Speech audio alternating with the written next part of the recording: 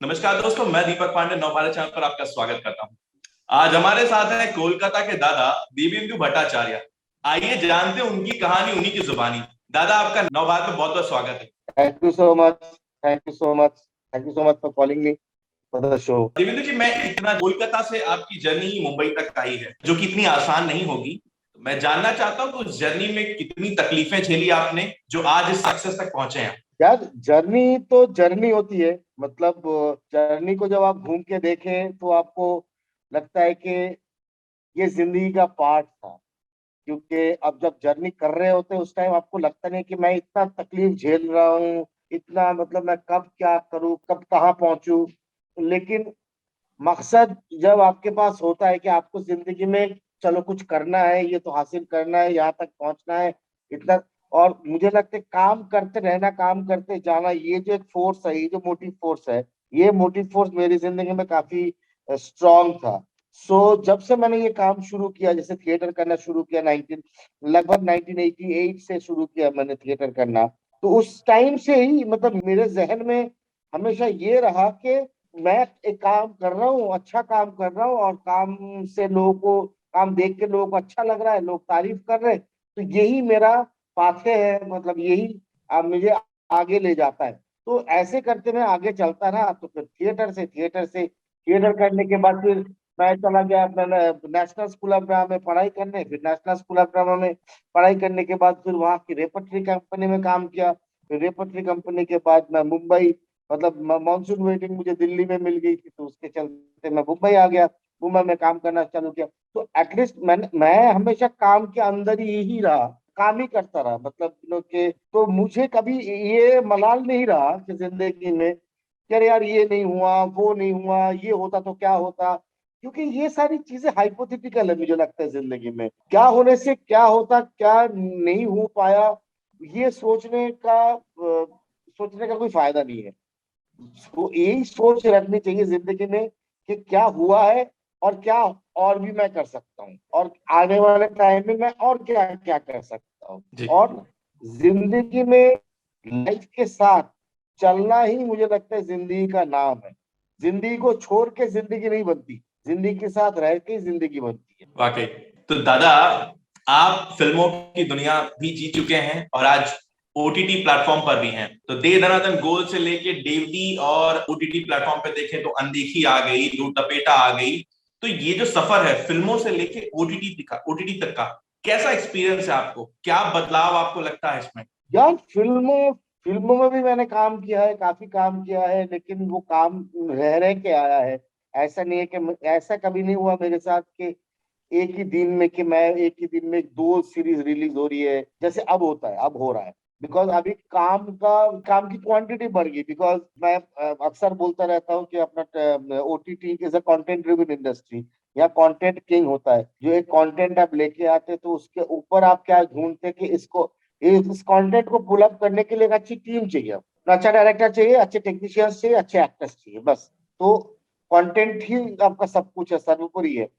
लेकिन जो सिनेमा है वो सिनेमा मार्केट ड्रिवन इंडस्ट्री है, समझ गए आप। जी। बाजार तय करता है कि इस फिल्म में कौन होना चाहिए, कौन नहीं होना चाहिए। हालांकि वो बाजार कौन है, कब है, कहाँ है, कौन डिसाइड करता है, किसी को नहीं मालूम। लेकिन लोग कहते हैं कि नहीं, मार्केट में ये नहीं चलता, मार्केट में वो नहीं चलता, मार्केट में ये नहीं चलेगा, मार्केट में वो नहीं चलेगा। ये एक बाजार ओरिएंटेड। तो सिनेमा में एक अलग तरीके का हिसाब किताब रहा। आपको तो पता ही है जिंदगी में कि सिनेमा में एक अलग अलग अलग किस्म किस्म का हिसाब किताब रहा। वहां बोला जाता है कि यही चलता है भाई, यही चलता है, यही चलता है, यही चलता है, पेड़ के इर्द गिर्द डांस, नाचा गाना, अच्छे अच्छे लोकेशन में चले जाना, पानी से निकलना, पानी पानी में डुबकी लगाना, पहाड़ों के वादियों में घूमना, बर्फ बर्फ बर्फ के गोले बना के खेलना, मतलब। और उसके बाद दीवारें तोड़ना, कारें तोड़ना, फिर ये तोड़ना, वो तोड़ना, बस हो गया, पिक्चर अपना खत्म हो गया।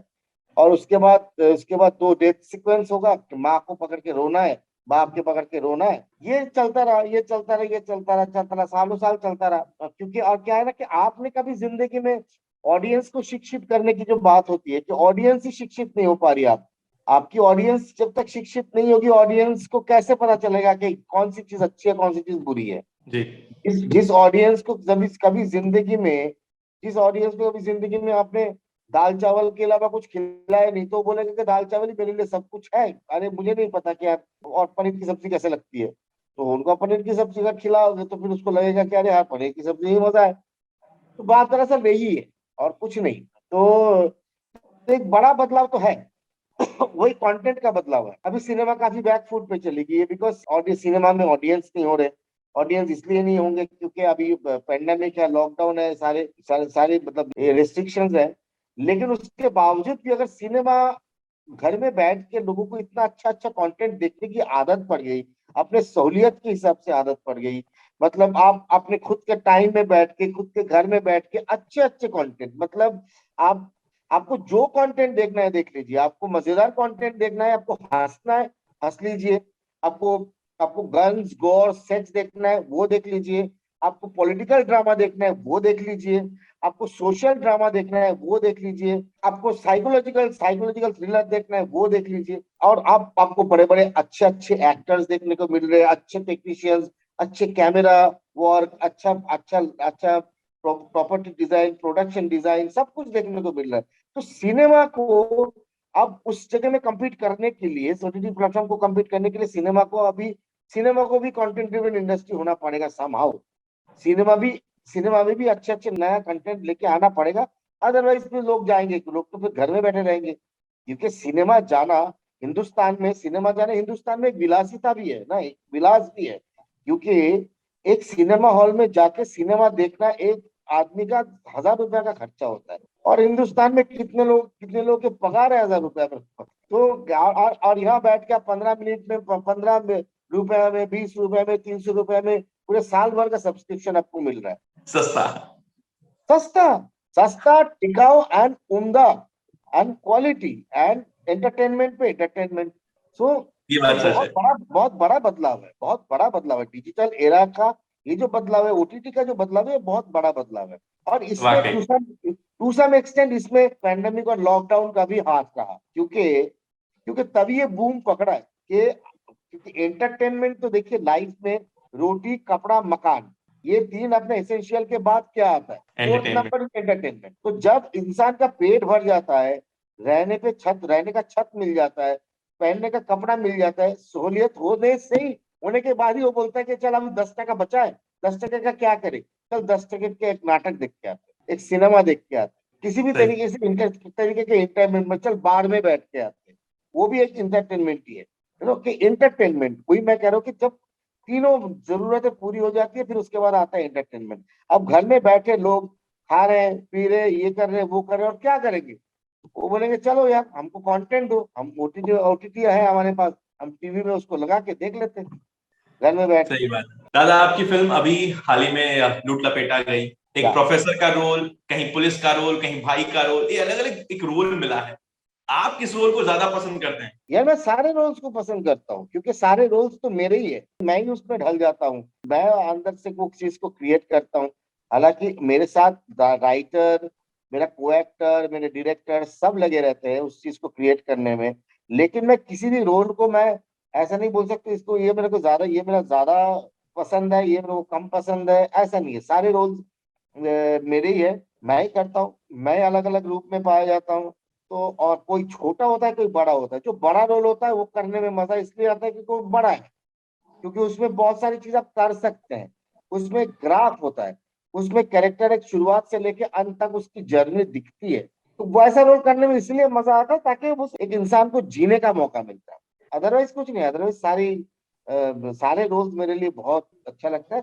और मैं बहुत शुक्रगुजार हूँ ऊपर वाले का कि मुझे तरह तरह के रोल मिलते हैं। मतलब ऐसा नहीं है कि मैं टाइप कास्ट में नहीं जाता हूँ, ये मैं शुक्रगुजार रहा हमेशा, अलग अलग रोल हमेशा मिले मुझे। दादा, 2 दशक हो गए आपको इंडस्ट्री में, लगभग 2 डिकेड्स। या मेरी पहली फिल्म मानसून वेडिंग तो 2000 में आई थी। और मैं 2000 में 4 अक्टूबर को मैं बॉम्बे लैंड किया था। तो मेरा सिनेमा में एग्जैक्टली 22 साल। एग्जैक्टली 22 साल, लगभग 2 दशक आप क्रॉस कर चुके हैं। जी। आपने एक, जैसे मैंने फिल्मों की बात की, एक जनरेशन, एक 90s का दशक और एक 21st सेंचुरी का दशक, दोनों दोनों अलग अलग हैं। तो इसमें एक कंटेंट जो था फिल्मों का रहा।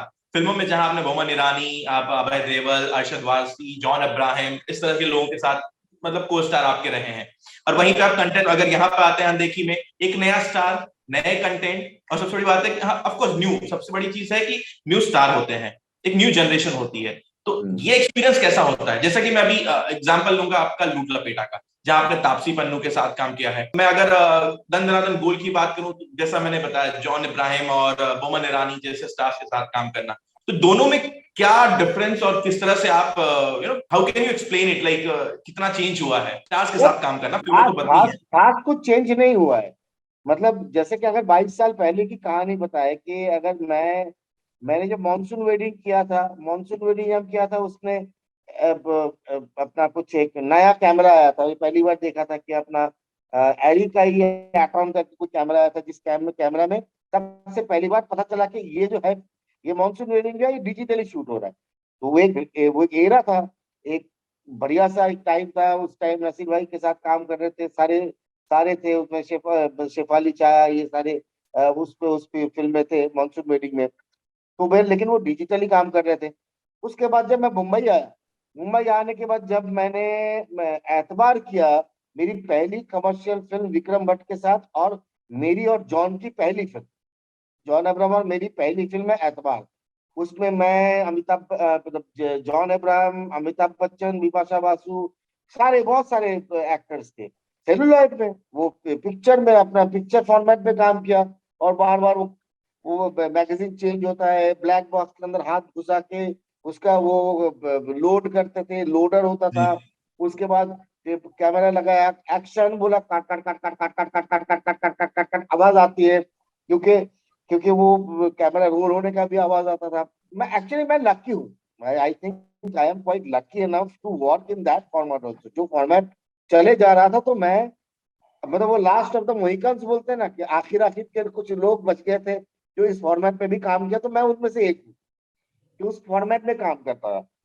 तो बच्चन साहब के साथ काम किया, मतलब हमें सब ऐसे जगह में, ऐसे चीजों में।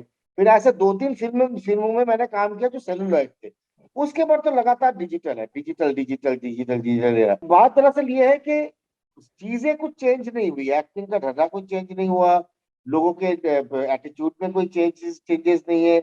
अभी भी कुछ दिन पहले मैंने बमन के साथ एक एड शूट किया। क्या होता है ना कि आप जहाँ छोड़ते हैं वहीं से पकड़ते हैं फिर, क्योंकि अरे क्या हाल है, क्या बात है, तो वहीं से छोड़ते, वहीं जहाँ छोड़े थे वहीं से पकड़ते, फिर वो वक्फा जो है, वो वक्फा आपके लिए नील हो जाता है। अभी अभी लगता है कि मैंने जॉन के, जब मतलब किसी के साथ मेरी मुलाकात नहीं हुई 10 साल से, यार 10 साल हो गए यार, उसके साथ पिक्चर किया था, काम किया था, मुलाकात ही नहीं हुई। कभी कभार याद आ जाता था, टेक्स्ट छोड़ते थे।